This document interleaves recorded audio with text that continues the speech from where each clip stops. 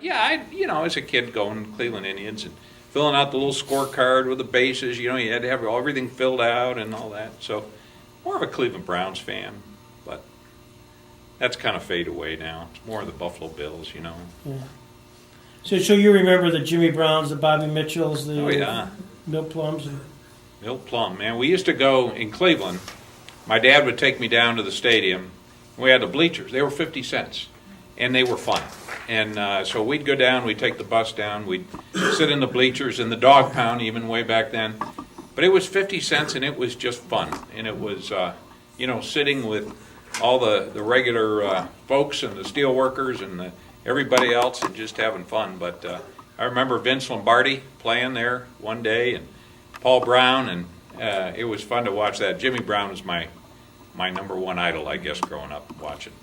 And Milt Plums. My famous quote: "Plum's a real peach." I remember telling my dad, oh, "That's funny. That's good." So that I still remember that. Isn't that weird? Yeah. Dad ran a small welding division of air reduction at the time in Cleveland, Ohio, and wound up. My sister had some pneumonia, and we always went to, I guess, because I was 5 years old, went to the Jersey Shore. And the doctor said, that's too far to go. There's this place called Chautauqua. You got to check it out. And so at the time from Cleveland, it was a 4.5-hour drive, Route 5, Route 20. And came up here. I remember in our old 1955 Ford Country Squire, Woody there, and went for a little ride down Lakeside Drive and in Bemis Point. And I remember like this was yesterday. I was 5 years old. And they see this, my mom and dad see this little cottage. And they stop and they go, look at that. That's kind of neat. And there was a for sale sign. And there were some people in there, and they would kind of stop. We're looking at it. And this guy came out and he said, hey, can I help you? My dad said, well, I just wondered, what's the deal on that cottage? He goes, I'll tell you, this is a great spot. And he says, we would love to buy it, but I'm moving, my business is moving. But he said, here's the deal. The guy that owns it, his name is Paul Johnson. He's going to want $12,000 for it. You offer him $8,000, you'll get it for $10,000. So we left and went around, but they kept coming back to that spot.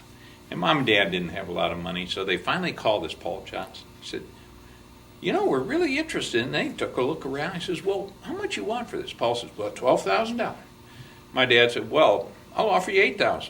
How about we split the difference? $10,000. And then Mom and Dad, they got out some more war bonds and paid cash for this little place. And ever since then, it's been in the family one way or the other. As kids, Dad would take the train back from Westfield, the nickel plate, go back to Cleveland.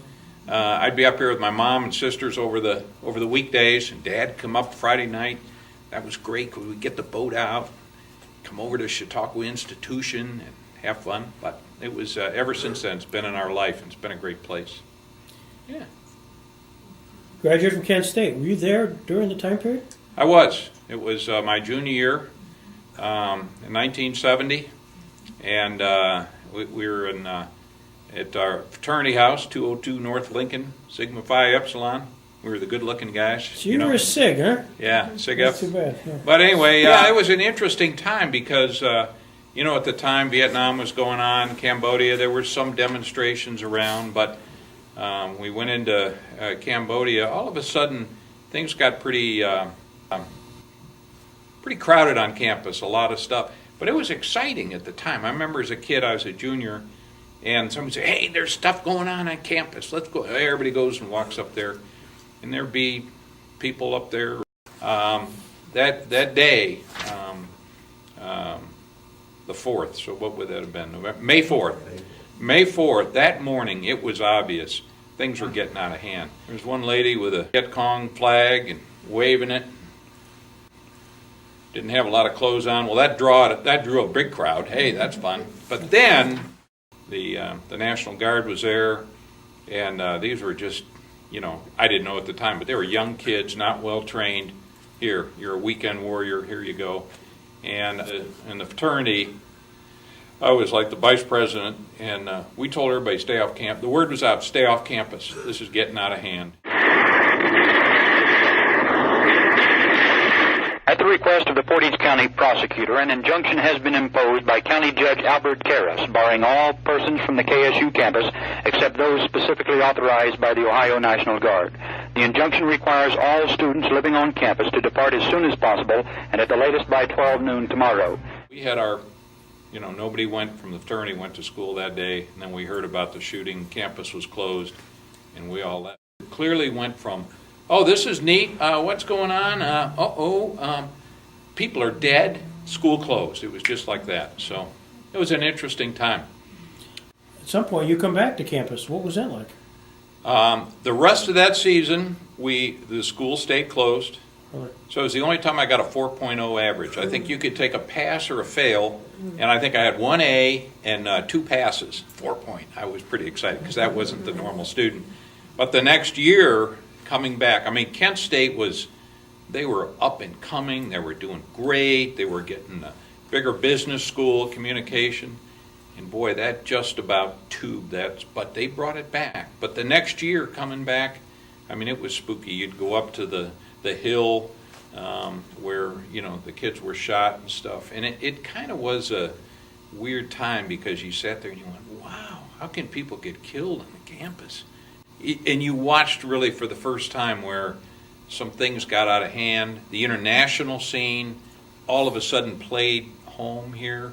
And then, of course, with Vietnam and everything going on and the unpopularity of the war, that was my senior year. This was the year they did the draft lottery.